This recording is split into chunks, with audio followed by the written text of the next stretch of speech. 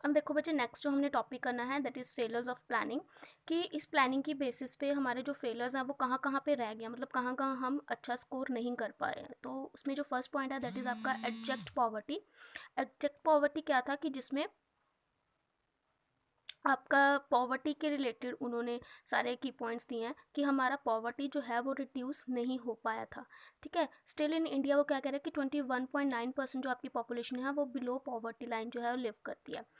तो इसमें क्या था कि जो आपकी जो असेंशियल्स लाइफ है ना, असेंशियल्स ऑफ लाइफ है, वो भी उन्हें नहीं मिल पाते थे। उनको हम क्या बोलते हैं, जो पॉवर्टी के अंडर पर्सनस होते हैं। और अगर हम ऑल ओवर द वर्ल्ड बात करें ना, तो जितने भी ऑल ओवर द वर्ल्ड जो पुअर सेक्शन है या पॉवर्टी है, उसमें जो 50% कहाँ रहते हैं, इंडिया में रहते हैं।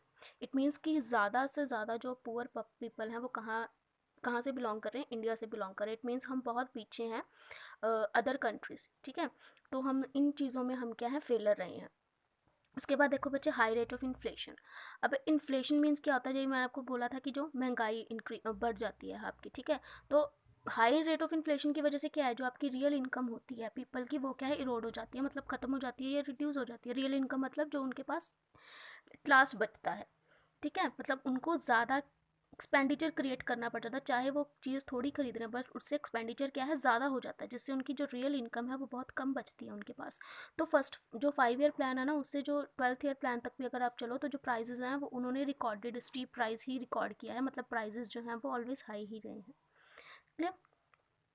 देन जो है, अब देखो ये चीज़ मैंने आपको पहले बोली कि इन्फ्लेशन किसी भी कंट्री में होना, किसी भी इकोनॉमी में होना अच्छी बात है, बट बहुत ज़्यादा इन्फ्लेशन होना इट्स नॉट गुड। ठीक है, तो वैसे तो अब तो आपके मार्केट में डिफ्लेशन चल रहा है, डिफ्लेशन तो बिल्कुल भी नहीं होना चाहिए आपकी इकोनॉमी में, इन्फ्लेशन होना चाहिए, बट बहुत हाई रेट ऑफ इन्फ्लेशन भी आपके लिए क्या है, गलत है। ठीक है, दैन देखिए अनएम्प्लॉयमेंट क्राइसिस। अब वैसे तो गवर्नमेंट ने बहुत प्लान्स और स्कीम्स जो है फॉलो की थी, बट फिर भी जो आपका, जैसे मैंने बोला कि 2016 में जो आपके नंबर ऑफ अनएम्प्लॉयड थे ना वो इंक्रीज़ हो गए थे फ्रॉम 4.3 करोड़, मतलब बहुत ज़्यादा थे। ठीक है, इसका मतलब क्या हुआ कि ये जो क्या क्रिएट कर रहे थे, सोशल अनरेस्ट। सोशल अनरेस्ट का मतलब कि गवर्नमेंट ज़्यादा प्लान नहीं क्रिएट कर पाई एम्प्लॉयमेंट को जनरेट करने में। अभी भी हमारी कमी है कि हम एम्प्लॉयमेंट ज़्यादा नहीं दे पा रहे हैं लोगों को। क्लियर। देन बच्चे, इनएडिक्वेट इंफ्रास्ट्रक्चर। अब as compared to other countries अगर आप देखो तो आपका जो इंफ्रास्ट्रक्चर है वो बहुत बहुत ज़्यादा लोअर है। चाहे बहुत, फिर भी हमने जो है अपने इंफ्रास्ट्रक्चर को इम्प्रूव कर लिया है as compared to independence, but अभी भी हम बहुत फार अवे हैं फ्रॉम द अदर कंट्रीज़।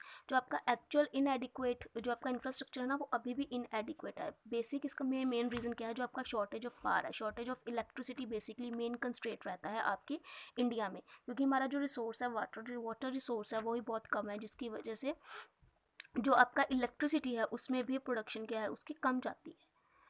ठीक है, तो इसीलिए अब वैसे न्यू न्यू प्लान्स, जो इंफ्रास्ट्रक्चर इसका भी हमने न्यू चैप्टर करना है फर्दर अलग से, तो जिसमें उन्होंने बताया है कि कैसे हम पावर जनरेशन और कर सकते हैं, लाइक जैसे आपको पता ही है from the solar energy, wind energy से, ये अलग अलग तरीके हैं पावर जनरेट करने के। ठीक है, देन आता है बच्चे आपका सिक्योर डिस्ट्रीब्यूशन। सिक्योर डिस्ट्रीब्यूशन का मतलब है कि इन इक्वालिटी है आपकी इकोनॉमी में, इक्वालिटी नहीं है इकोनॉमिक एंड सोशल बेसिस पर। ठीक है, तो ये हमारा प्रिंसिपल गोल होना चाहिए कि हम इकोनॉमिकली भी स्ट्रांग हो और सोशली भी स्ट्रांग हो। बट हमारे इंडिया में क्या है कि सोशली और इकोनॉमिकली क्या है, बहुत ज़्यादा इनइक्वालिटी है।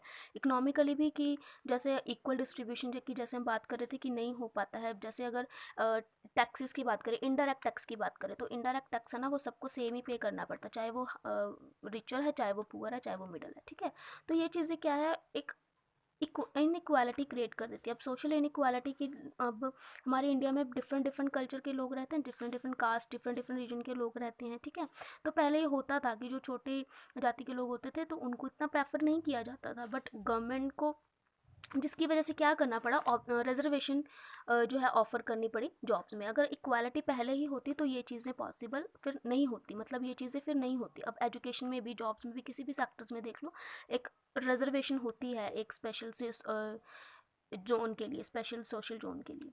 ठीक है, तो ये बेसिकली आपकी बच्चे प्लानिंग की प्रॉब्लम्स आई थी। ठीक है, अब ये आपकी जो है फिनिश हो चुकी हैं, बट प्लानिंग का वो वही चीज़ बोल रहे हैं कि हम टारगेट को अचीव नहीं कर पाए थे। हम मतलब गुड डील की थी हमने, मतलब अच्छे एफर्ट्स किए थे, बट टारगेट्स हमारे अचीव नहीं होते। क्यों? क्योंकि इनएफिशिएंट एडमिनिस्ट्रेशन था, ज़्यादा फोकस किस पे था? गवर्नमेंट सेक्टर पे फोकस था, मतलब पब्लिक सेक्टर पे था। ठीक है, तो प्राइवेट सेक्टर अगर ऑब्वियसली होगा तो ज़्यादा से ज़्यादा काम हो सकता है। डिसऑनेस्टी थी, रेटपिज्म थी, मतलब ज़्यादा लोग अपने काम की तरफ ध्यान नहीं देते थे। इन फेलर्स की वजह से क्या लेके आना पड़ा था? न्यू इकोनॉमिक पॉलिसी लेके आनी पड़ी थी, मतलब कम्प्लीटली प्राइवेटाइजेशन करना पड़ा था हमारी इंडियन इकोनॉमी को। नॉट इन द सेंस कि कम्प्लीटली कि ज़्यादा सेक्टर प्राइवेटाइजेशन सेक्टर को को देना पड़ा हमें ज़्यादा सेक्टर, और कम रखना पड़ा पब्लिक सेक्टर को, ताकि जो इकोनॉमिक ग्रोथ है वो ज़्यादा हो सके। क्लियर? आई होप बच्चे आपको क्लियर हो चुका होगा। तो ये आपका जो चैप्टर है वो फिनिश हो चुका है। क्लियर? तो इसके बाद हम इसका जो थर्ड चैप्टर इंडियन इकोनॉमी का ही स्टार्ट करेंगे। उसके बाद हम फिर से देखेंगे कि अगर फिर हमने मैक्रो की तरफ फोकस करना है या फिर हम इसके चैप्टर्स ही कंटिन्यू करें। ठीक है, वो हम बाद में फिर देखेंगे। ओके बच्चे, थैंक यू।